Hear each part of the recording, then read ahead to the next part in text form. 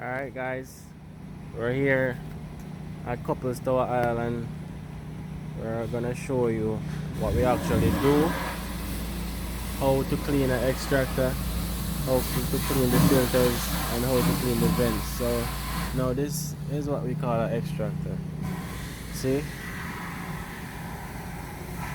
So basically what the extractor does is extract the grease, the smoke and the heat from the kitchen.